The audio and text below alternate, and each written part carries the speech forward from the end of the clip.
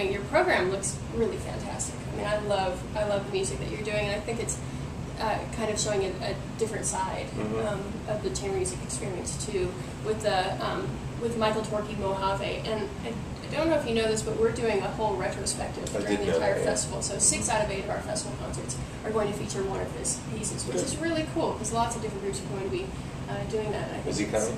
He's coming for the end of the festival. Good. Yeah, Good. Yeah, and that'll be a blast too. And I think Mojave is his newest. It's quite recent, yeah. Yeah. It was originally written actually for this combination for string quartet and marimba, but was then adapted for for orchestra and marimba. Right. Makes sense. Yeah, right. Yeah, and actually we just played it with Colin Curry, and Colin thinks actually the quartet version is a little more compelling. So it's interesting. It's got like a really nice laid-back groove. It's hard actually to find the tempo that kind of sits in that pocket that doesn't get overly excited, but doesn't kind of drag and get a little dull. Always trying to find that kind of groove. Yeah, but it's a cool piece. I mean, it's not. When we've played it in the past, people don't think of it as classical music. They think of it as kind of like I don't know what you'd call it, but it doesn't feel like classical music. It just feels sort of groovy. Groovy. Yeah. Nice. I once played in a tango band, and the bass player, he was a tango musician.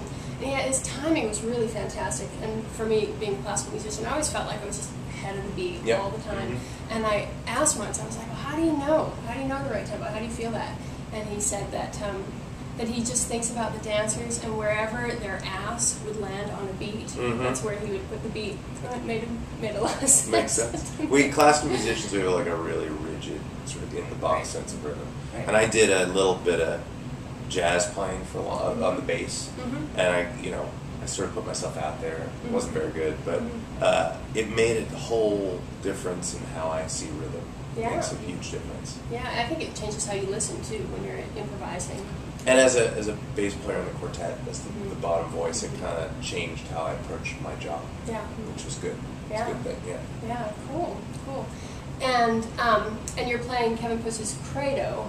And you knew Kevin was here on faculty when you guys were here, right? When we first got here, almost 9 years ago. Kevin was on the faculty, and he and I used to just hang out and drink beer together. Yeah.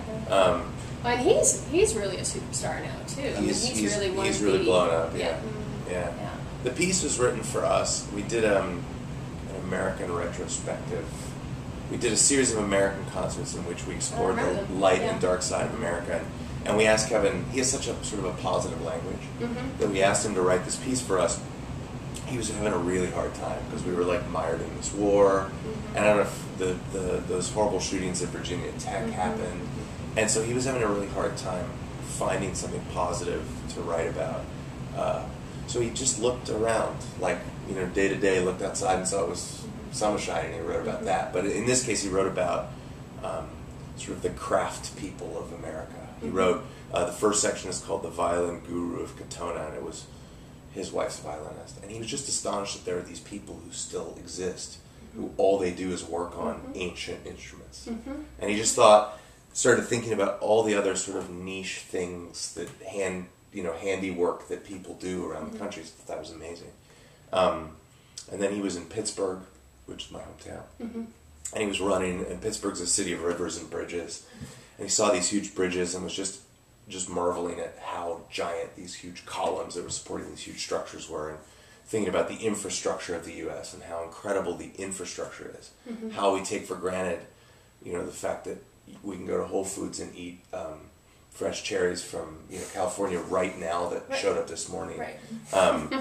Did you do that this morning? I didn't actually. I don't know where cherries sort of. You're going to though. Yeah, I might.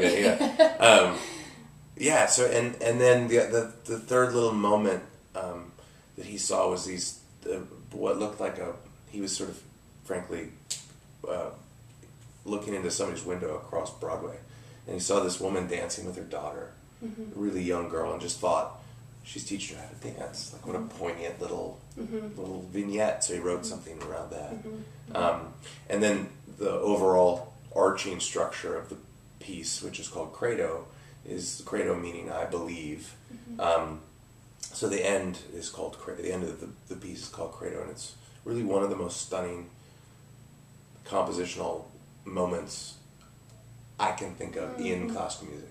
It's spectacular. Yeah. Amazing. Yeah, he's amazing. So. Oh, I can't wait to hear it. Yeah, it's great. Yeah, no, that's really amazing. Yeah. That's great. And it's so great that he has this narrative that runs through his music. And I think a lot of composers had that. And nowadays composers are more willing to kind of tell us about that. Kevin really believes in it. I mean, not just the narrative, but what he writes about.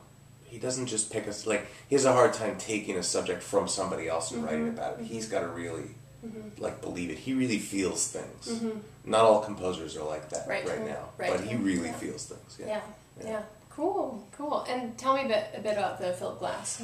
It's a great work. It's great work.